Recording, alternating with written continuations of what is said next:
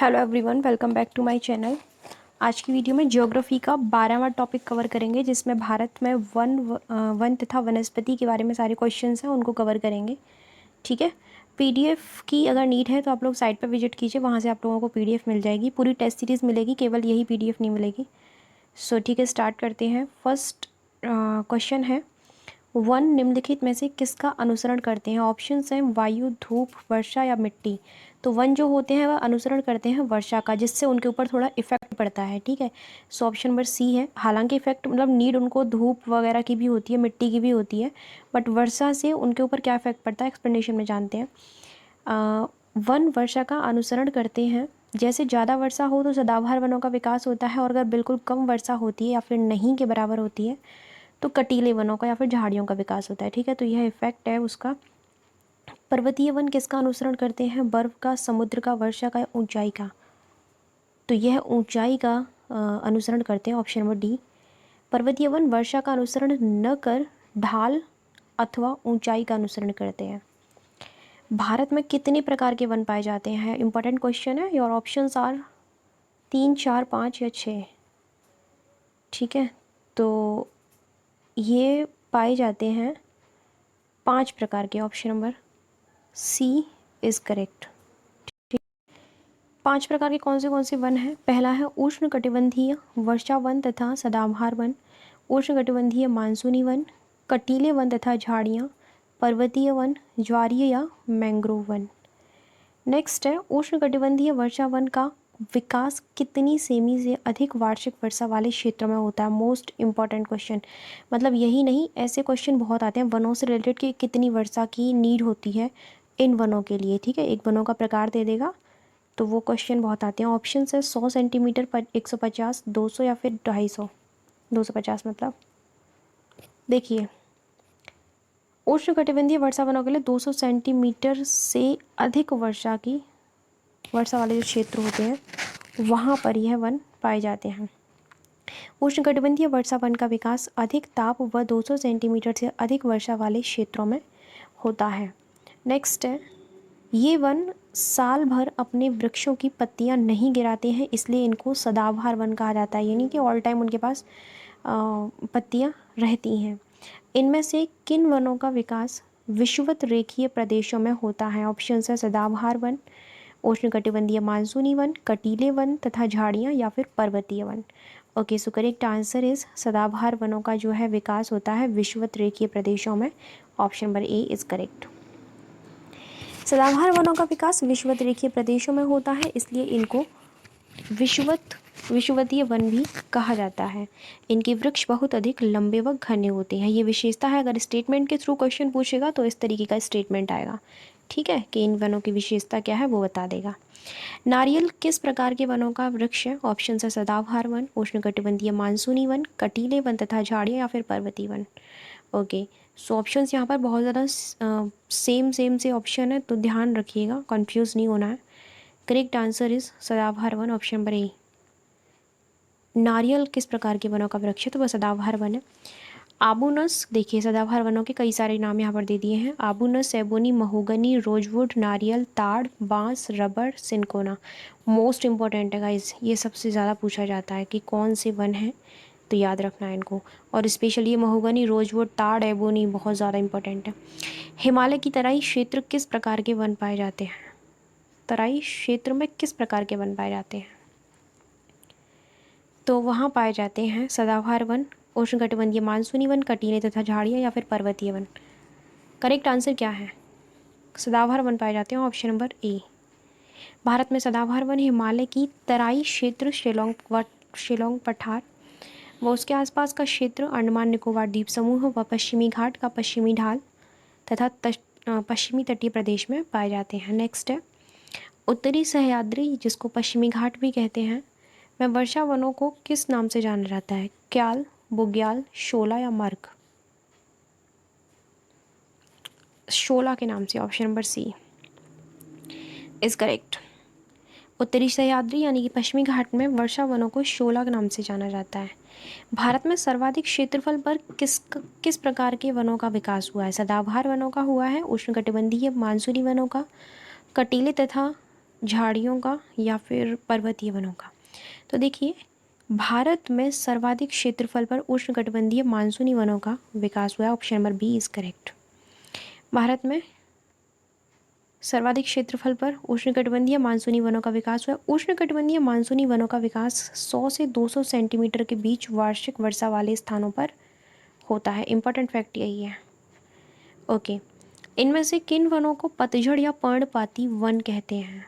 Options आपके वही दे रखे हैं, बार बार ये सेम ऑप्शन है इसलिए पढ़ूंगी नहीं इनको। सो करेक्ट आंसर इज उष्णकटिबंधीय मानसूनी वनों जो होते हैं वह उनको पतझड़ या पर्णपाती वन भी कहते हैं, यानी कि पत्ते गिराने वाले। शीत ऋतु के बाद या गर्मी के आगमन पर उष्णकटिबंधीय मानसूनी वन के वृक्ष अपनी पत्तियां गिरा देते हैं, इसलिए इन्हें पतझड़ या पर्णपाती वन भी कहते हैं। इनमें से कौन सा वृक्ष उष्णकटिबंधीय मानसूनी वनों के अंतर्गत आता है? आम, आंवला, चंदन या सभी आते हैं? देखिए, उष्णकटिबंधीय मानसूनी वन ये सारे हैं, मतलब ये जो वृक्ष हैं ये सारे आते हैं उनके अंदर। डी आंसर हो जाएगा। शीशम, इसके अलावा कौन से हैं? शीशम है, साल है, सागौन है, साखू है, आम, आंवला, चंदन आदि उष्णकटिबंधीय मानसूनी वनों के प्रमुख वृक्ष हैं। उत्तर प्रदेश व बिहार में किस प्रकार के वनों का विकास हुआ है? ऑप्शन है सदाबहार वन, उष्णकटिबंधीय मानसूनी वन, कटीले वन तथा झाड़ियाँ या फिर पर्वतीय वन। ऑप्शन आंसर दिख गया है, बी है। उत्तर भारत के मैदान में मुख्य रूप से उत्तर प्रदेश से बिहार तक व मध्य प्रदेश से तमिलनाडु तक पठारी भारत में उष्णकटिबंधीय मानसूनी वनों का विकास हुआ है। किस क्षेत्र में हुआ है ये भी याद रखना। कटीले वन तथा झाड़ियों का विकास कितने सेंटीमीटर से कम वार्षिक वर्षा वाले स्थानों पर होता है? 150, 120, 100 या फिर 70 सेंटीमीटर से कम वर्षा वाले पूछा गया है। ओके, तो देखिए उनका विकास होता है, यानी कि वह वृक्ष पाए जाते हैं वो वन 70, सबसे कम है तो भैया 70 है। Option number D is correct. कटीले वन तथा झाड़ियों का विकास 70 सेंटीमीटर से कम वर्षा वाले स्थानों पर होता है, वार्षिक वर्षा। किस प्रकार के वनों के पौधों में पत्तियों की जगह कांटों का विकास होता है? ऑप्शन है सदाबहार वन, उष्णकटिबंधीय मानसूनी वन, कटीले वन तथा झाड़ियाँ या फिर पर्वतीय वन। सो आंसर इज कटीले वन तथा झाड़ियाँ। किस प्रकार के वनों के पौधों में पत्तियों की जगह कांटों का विकास होता है? बहुत ईजी है, नाम से पता चल रहा है। ठीक है, कटीले वन तथा झाड़ियों में यानी कि कम वर्षा वाले क्षेत्रों में पौधों में पत्तियों की जगह कांटों का विकास होता है ताकि भूमिगत जल का वाष्पोत्सर्जन कम हो। कटीले वन तथा झाड़ियों में पाए जाने वाले वनस्पति की जड़ें किसकी तलाश में अत्यधिक लंबी हो जाती हैं? पानी, धूप, पोषण या मृदा? करेक्ट आंसर इज पानी। ऑप्शन नंबर ए। कटीले वन तथा झाड़ियों में पाए जाने वाले वनस्पति की जड़ें पानी की तलाश में अत्यधिक लंबी हो जाती हैं। बबूल किस प्रकार के वनों का वृक्ष है? सदाबहार वन, उष्णकटिबंधीय मानसूनी वन, कटीले तथा झाड़ियाँ या फिर पर्वतीय वन? ऑप्शंस मेरे को रट गए अब। ठीक है, सो आंसर जो है आपका कटीले तथा झाड़ियाँ। Option number C is correct. बबूल, खजूर, नागफनी, खेजड़ा, बेर, करील, कटीले वन जो हैं वह तथा झाड़ियों के प्रमुख वृक्ष हैं। ठीक है, तो इनके नाम याद रखने हैं। कटीले वन तथा झाड़ियों का विकास निम्नलिखित में से किस राज्य में मुख्य रूप से होता है? मैंने आपको बोला था स्थानों के नाम भी याद रखना। वन, उनके लिए कितनी नीड है वर्षा की, और वन वृक्ष कौन से आते हैं उस पार्ट में, उसके साथ में आप लोगों को स्थान का नाम भी याद रखना है कि कहाँ पर सबसे ज़्यादा पाए जाते हैं। ओके, ऑप्शन है मेघालय, उत्तराखंड, हिमाचल प्रदेश तथा राजस्थान। सो करेक्ट आंसर इज राजस्थान, वहीं पर पानी की कमी है। सो कटीले वन तथा झाड़ियाँ वहीं पाई जाती हैं। कटीले वन तथा झाड़ियों का विकास भारत में रेगिस्तानी क्षेत्रों जैसे कि आपका राजस्थान हुआ या गुजरात हुआ या फिर वृष्टि छाया प्रदेशों में होता है। पवन विमुख ढाल को क्या कहते हैं? वृष्टि छाया प्रदेश, मरुस्थल, रेगिस्तान या उपरोक्त में से कुछ भी नहीं? वृष्टि छाया प्रदेश कहते हैं पवन विमुख ढाल को। Option number A is correct. देखिए, पवन विमुख ढाल को वृष्टि छाया प्रदेश कहते हैं। भारत में इस प्रदेश के अंतर्गत कौन सा स्थान आता है? महाराष्ट्र आता है, तेलंगाना व उत्तरी कर्नाटक भी आते हैं। यहाँ बहुत कम या बिल्कुल वर्षा नहीं के बराबर होती है, इसलिए यहाँ कटीले वन तथा झाड़ियाँ पाई जाती हैं। तो वृष्टि छाया प्रदेश मीन्स टू से वहाँ बारिश बहुत कम हो रही है। पर्वतीय वनों के अंतर्गत देवदार के वृक्ष कितनी ऊंचाई पर पाए जाते हैं? 1500 मीटर, 2500 मीटर, 4500 मीटर या फिर 6500 मीटर। सो करेक्ट आंसर जो है, प्रश्न क्या पूछा गया? पर्वतीय वनों के अंतर्गत देवदार के वृक्ष कितनी ऊंचाई पर पाए जाते हैं?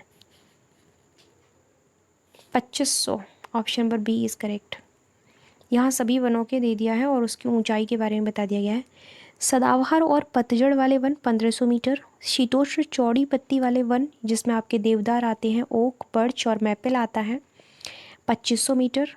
और कोणधारी वन जो होते हैं जिनमें आपके चीड़, स्प्रूस, फर आदि पेड़ आते हैं, 4500 मीटर। ठीक है, उसके बाद नेक्स्ट है क्वेश्चन नंबर 20 जिसका आंसर दे गया है काई व लीचेन आदि किस प्रकार की वनस्पति के अंतर्गत आते हैं? टुंड्रा वनस्पति, टैगा वनस्पति, रेगिस्तानी वनस्पति या फिर मानसूनी वनस्पति। सो ये जो वन आते हैं काई व लीचेन आदि, ये नाम दे रखे हैं उनके वृक्षों के, टुंड्रा वनस्पति के अंतर्गत आते हैं। Option number A is correct. काई व लीचेन पर्वतीय वनों में टुंड्रा वनस्पति के अंतर्गत 4800 मीटर व उससे अधिक ऊंचाई पर पाई जाती हैं। ठीक है, नेक्स्ट है दक्षिण भारत के पर्वतीय वनों में यहाँ क्या कहते हैं? पर्वतीय वनों को लारेन, शोलाश, फॉक्सिन या फिर मैंग्रोवा।